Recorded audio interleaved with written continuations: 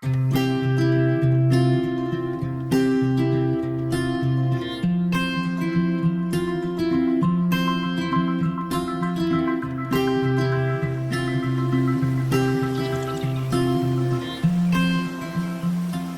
patikėti, kad rytoj turime dar vieną rašybos testą. Aš visada labai nervinuosi. Suprantu, Mikai. Man irgi sunku prisiminti, kaip rašyti kai kuriuos žodžius. Man atrodo, kad visada painioju raides. Taip, aš taip pat tai darau. Mano mokytoja sako, kad tai dėl to, kad turiu disleksiją. Kas yra disleksija? Mokytoja sakė, kad tai mokymosi skirtumas, dėl kurio man sunkiau skaityti, suprasti, ką skaitau ir rašyti.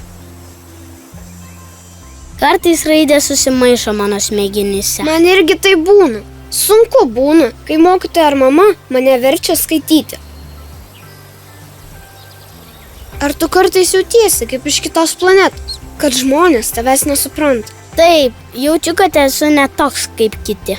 Pavyzdžiui, kai esu vienintelis klasėje, kuris negali perskaityti žodžių. Vaikams tai juokinga. Mane tai nervina. Norisi juos visus ištaškyti kaip boulingo figūrėlės. Man, kai ateina eilė skaityti, aš bėgu į tualetą apsiraminti. Ačiū, Lija. Man daug reiškia turėti draugę, kuri supranta. Man irgi labai svarbu turėti draugą, kuris supranta, kaip aš jaučiuosi. Rytoj susimatysim, Lija. Iki rytojaus, Mikai.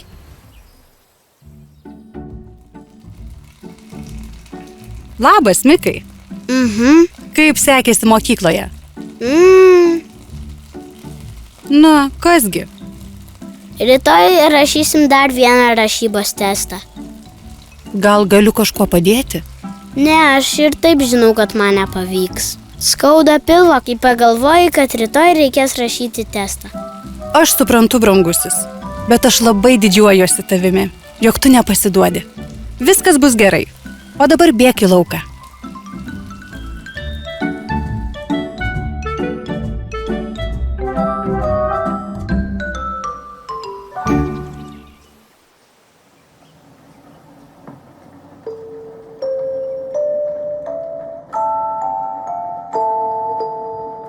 Kodėl žodžiai turi būti tokie sunkus, taip nesąžininga? Sėdėk ir skaityk, netinginiauk, skaitysi, kol pavyks. Aš negaliu perskaityti šios knygos.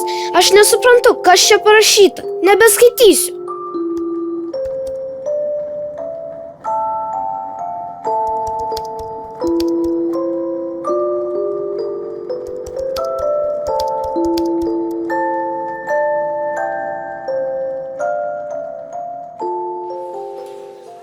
Labas, Lija. Aš esu pradinių klasių mokytoja Mėta. Papasakok, prašau, apie save. Labas, aš turiu disleksiją. Nors pažvelgusiai į mane nepasakytumėte, kad man kažkas yra. Aš nieko nesiskiriu nuo kitų savo amžiaus mergaičių. Bet skirtumų yra, nes disleksija apsunkina mano mokymąsi.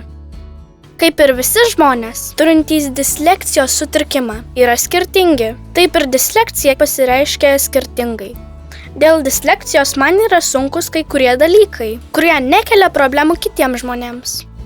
Labiausiai mane vargina skaitimas, teksto suvokimas, rašymas, minčių dėstymas raštu, net ir aritmetiniai veiksmai ar žodžių įsiminimas.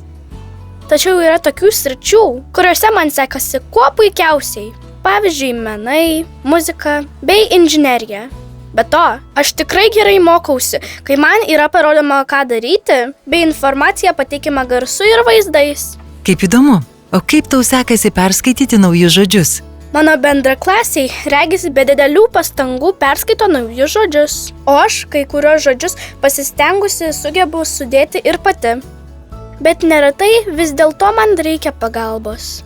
Dauguma vaikų perskaitę žodį 5 ar 6 kartus įsimena jį visiems laikams.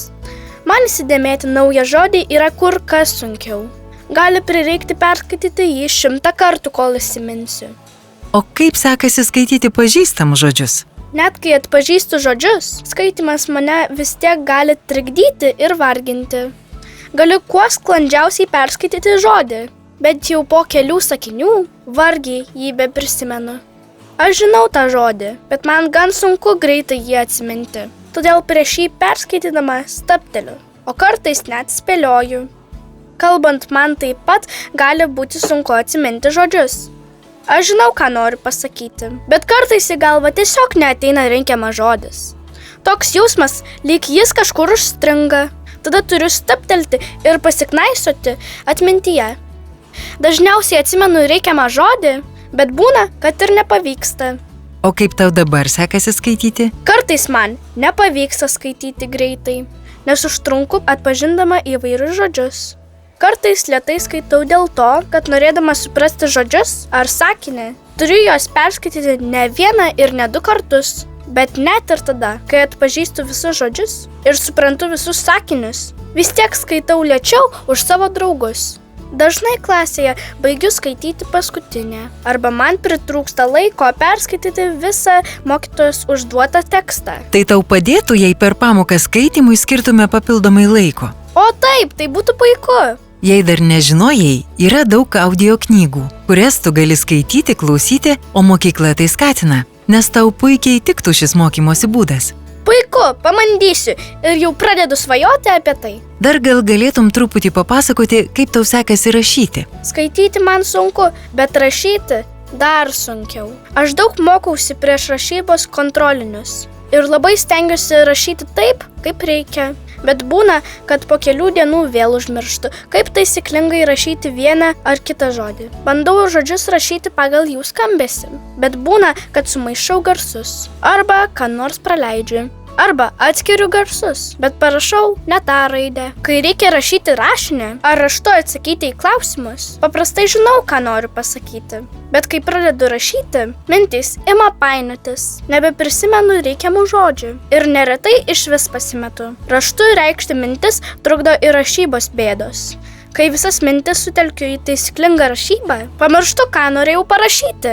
Be to, žodžius, kuriuos žinau, kad nesugebėsiu parašyti be klaidų, pakeičiu žodžiais, dėl kurių rašybos neabejoju. Bet tada parašau ne visai tai, ką norėjau parašyti. O kartais aš taip susitelkiu į žodžio rašybą, kad pamirštu didžiąsias raides ir skyrybos ženklus. Visiška painiava.